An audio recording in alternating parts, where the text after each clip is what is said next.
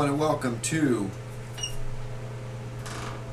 Wednesday's Reptile News. Now, I hope everybody stays throughout the whole show today because there's some really important stuff that we have to talk about. We're going to start off with this new reptile and amphibian exhibit, and invertebrate exhibit, sorry, spider people, at the LA Zoo. Apparently it's opening on Thursday, and I've been looking at pictures of it. Sweet! I mean, if anybody down there, go visit that, send some pictures up, check it out, send a report back, let me know what you think. And it looks awesome. It's looking really good. I'd love to see it myself, but I'm about 8 hours north of LA, so I'm probably not going to see it myself anytime too terribly soon. And now we move on to reptile ban conversation. I know that everybody has probably heard all that they want to hear about reptile bans, but this is very, very important because you see, the Vancouver Humane Society is, what other way can you say it? They're wanting to push for restrictions on the importation of exotic animals, including reptiles. And I will quote here right on my trusty little laptop: "There should be more restrictions on the importation of exotic animals, according to the Vancouver Humane Society. The society called on the CanWest Productions to restrict displays of reptiles at this past weekend's Pet Expo, which was held Saturday and Sunday at the Pacific National Exhibition." So,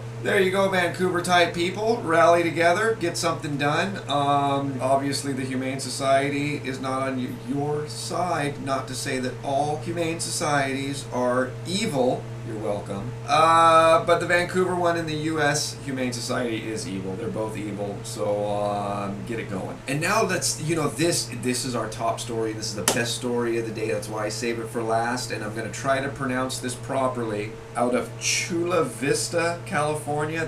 That might be, I might not have spelled that properly, but this is awesome because a reptile ban was fought and won. Apparently it was not known until very shortly before the city council meeting, and it's kind of funny because there was an ordinance coming up before them to help. See, now apparently the local shelter has had their budget cut and they're having issues. Apparently the way they say it, they're running out of money because they're euthanizing so many cats and dogs.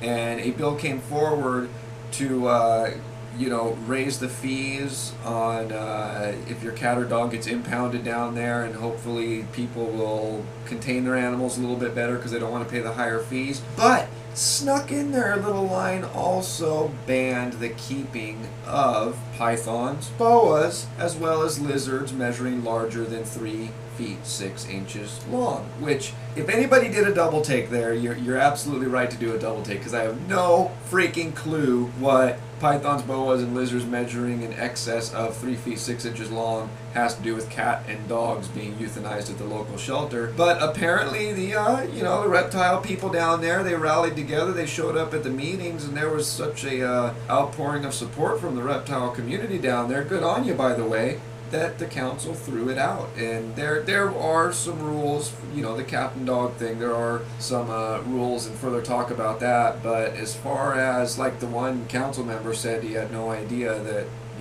reptiles were so important to people until they spoke up about it. And this is where I forget what I was going to say. Anyway, as always, it's super awesome to see a part of the community actually rising up and defeating stuff like this, and it shows that it should be done. And I mean, it gives me inspiration. I hope it gives you inspiration that, let's be honest, we're really in the shitter right now with these reptile bans. It's not over. It's been going on a long time. It didn't just start. It's not over. It's not gonna end anytime soon. And it just makes me wonder that if more people, and I'm not talking about signing a petition or playing on Facebook. I'm saying if more people actually rose up, went outside, or if more people that were maybe a little bigger within the community, maybe some of the big time breeders or something like that, if we rally groups together to visit our particular capitals or something to that nature, or even taking it straight to Washington, D.C., how much that can help. And actually, I wonder, I'm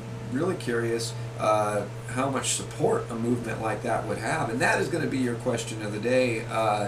Is that something you would support or not? Now, I understand we do have US Ark. US Ark is the only one fighting for us, but at the same time, we can't expect them to fight all of our battles on their own. We have to fight some of them ourselves, and this is a major battle that we should all be fighting regardless of whether we support them or whether we don't support them. We should all be fighting this battle because it affects all of us. So, here's an idea for a little movement. Do you support it? Do you not support it? Leave a text comment or a video response, and that has been all your news for this Wednesday. If you'd like to read any more about these stories, that link's right down below here in the description, and as always, if you're still watching, my name is Jason White. Now you know what's going on in the reptile world. Be good to each other, and we'll see you on Friday. I'm just an angry individual at a pivotal point, declining the stretch physical as I rip to annoy every last man standing through this outlandish panic, worldwide famine, with hopes outstanding. We all try planning, but the luck of the draw keeps the eternally flawed and an infinite fall. With the clip in the claws, the Lord's picking you off for sipping a soft drink while you're tripping up north.